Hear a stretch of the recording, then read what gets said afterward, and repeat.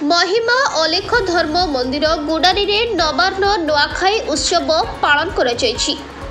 सत्य महिमा आश्रम जनकल्याण सेवा समिति गुडारी तरफ चतुर्दशी सह नवान्न नुआखाई उत्सव पालित हो सत्य महिमा आश्रम तरफ परिचालक साधु बाबा अनादिचरण दास तत्वावधान में आयोजित कार्यक्रम में 2 दिन धरी यह उत्सव पालित होता। एही परिप्रेक्षी महिमा गादी बाबा महिमा सागर दास पद्मपुर महिमा मंदिर परिचालक बाबा पवित्र दास योगदान करी महिमा धर्मर निष्काम पूर्णांग पवित्र भक्तिभाव आवेगरे प्रतिमास भली 6 तारिख दिन ब्राह्म मुहूर्त 4 घंटिका ठारू प्रातः शरण दर्शन प्रातः अखंडवती प्रज्वलन अखंड घृतवती प्रज्वलन ब्रह्मध्वनि स्थापन प्रभु नाम भजन बाल्यलीला संवरण सहित चतुर्दशी पालन आरंभ होता बेले प्रभु नाम भजन रे मंदिर परिवेश मुखरित हो उठुला। पुणी संध्या समय साधुंक मेलरे निष्काम टुंगी अखंड घृतवती प्रज्वलन मानसिक धारीमानक उद्देश्य अखंड घृतवती प्रज्वलन ब्रह्मध्वनि प्रज्वलन सह प्रभु नाम भजन करिथिबा देखिबाकु मिलिछि। सेहिपरि आज प्रातः समय नित्य कर्मादि समापन प्रातः शरण दर्शन परे नवान्न नुआखाई प्रसाद प्रभु को अर्पण करी समस्त भक्तंक पंक्ति भोजन मध्यरे ग्रहण करिथिले। परे परे आश्रम तरफ उपस्थित भक्तंक मेलरे सकाळ भोरे भोजन करिथिले। एही धर्म गुडारी अंचल में बहु वर्ष धरी चलता बेले 2/1/1984 मसीह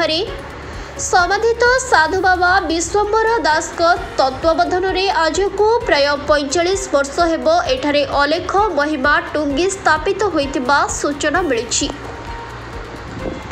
2017 डिसेम्बर रे टुंगी और आश्रम प्रतिष्ठाता साधु बाबा विश्वम्बर दास समाधि परे बाबा अनादिचरण दास महिमा टुंगी एवं आश्रम परिचालना दायित्व रे रहितिबा सूचना मिली। सत्य धर्म महिमा आश्रम जनकल्याण सेवा समिति गुडारीर सभापति गंगाधर चलाड़ उपसभापति मीना सबर संपादक के दुर्गा आचार्य समेत समस्त सदस्य भक्तवृंद सहयोग करिथिबा बेले शताधिक जनसाधारण मने उपस्थित रही अंशग्रहण करिथिबा देखिबाकु मिलिछि। महिमा स्वामी 1826 ख्रीष्टाब्द मसीह महिमा उत्कल प्रचार करागला। तापरे महिमा स्वामी ग्राम ग्राम घरे घरे पूरे पूरे महिमा आश्रम धर्मार्चना कर भक्त मान भक्त करते। प्रथम आम 64 सिद्ध मूर्ति हेले महिमा स्वामी आ द्वितीय भक्त मान भीम हेले प्रथम भक्त। ग्राम जो धर्म महिमा धर्म प्रचार कले महिमा स्वामी पूर्वर आगुरी जहाँ आज्ञा करुँचे से गुरु आज्ञा नीति नियम आम सब परिचालित हो साधु भक्त मैंने आम गंगा बापा गले आमर कौन देवादी उपासना ना कौन उपासना ना कोई जीव हत्या ना दारिद्र्य हत्या मिले सब ना से गुरु आज्ञा नीति निष्काम धर्म आम चलीचु। आम देह असुस्थ हो जहाँ हो भी आम से गुरु आज्ञा नीति नियम दृढ़ चलुचु। भक्त मैंने भी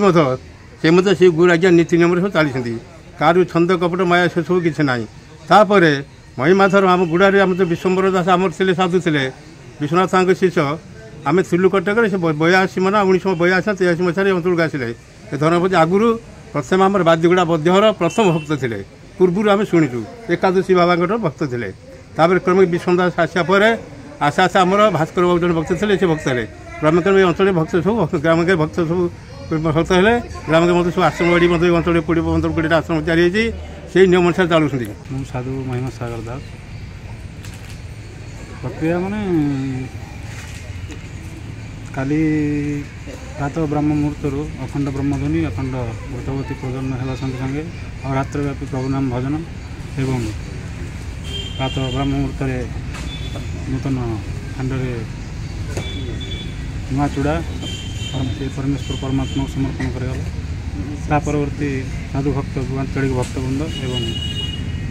गुरुदुरंतरात्मा साधु महाराज मैंने आश्रम आश्रम मुख्य साधु अनाथ दास आनुकूल्य यहाँ सब अनुष्ठित होती प्रतिवर्ष दीर्घ प्राय 40-50 वर्ष अनुष्ठित हो वर्ष केवल थे जहाँकि प्रभु को उद्देश्य समर्पण कराए उद्देश्य मैंने विश्व जगत जमी समस्त प्राणी की विश्व जिते प्राणी जापत्य मानव धरिकी मानव पशु जंतु जिते जहाँ समस्त संसार जिते अच्छा प्राणी समस्त केमती अन्न वस्त्र प्राणी बा अन्न जल समस्त केमती परिपूर्ण भाव में मिले बोली से परमात्मा पाखे निवेदन। मु गंगाधर चलाण भक्त महिमा धर्मर आउ ए आश्रमर विषय आज की 1984 साल रू ए आश्रम प्रतिष्ठित है पूर्वर एमती परिचालना हो चली आज जो नवान्न विचार चलला ए आमर महान साधु महाराज मैंने उपस्थित होती आमर जो माने कि भद्र विशिष्ट व्यक्ति मान द्वारा परिचालना एवं एठारे जो भक्त मान अच्छा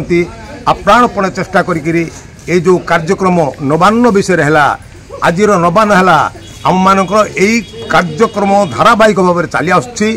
आज जहाँ जो नवान्न है समस्त गोटे आनंदर दिन आम समस्ते मिलित भाव में एकत्रित हेलु एवं आपको एमती अनुभव कलु भाईचारार भाव सृष्टि होकर ए धर्मर विचारधारा जमी आग को प्रचार प्रसार हम से माध्यम ये आमर महान साधु सन्त भक्त एवं समस्त माँ भौणी मानकर समस्तंकर माध्यम आज ए कार्यक्रम परिचालित होती। नवान्न प्रक्रिया केमती थिला आज्ञा? नवान्न प्रक्रिया अति सुंदर भाव में परिचालित होती प्रतिवर्ष भाया एभलिया जेहेतु नवान्न बोले नुआ जिनिस को आम आज प्रकृत धारण ग्रहण कलु जहाँकि परंपरा भाव में चली यहाँ हूँ पश्चिमांचल पर्व यही पर्व को जे कि आमर महान विशिष्ट ये महिमा स्वामी से प्रचार प्रसार करते धर्मर प्रथम स्थान देते आउ से प्रथम विचार को लेकर प्रचार प्रसार करने बोलिकी भीम भई भक्त माध्यम